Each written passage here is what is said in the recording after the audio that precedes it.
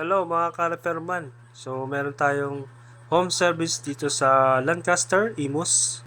Washing machine na Sharp F7 ang lumalabas. F7 error. So diagnose natin ang board. Pag ganito kasi board na ang problema, yung driver board niya. So ayan, sabi na may-ari, repair natin yung board kasi napakamahal ng board nito.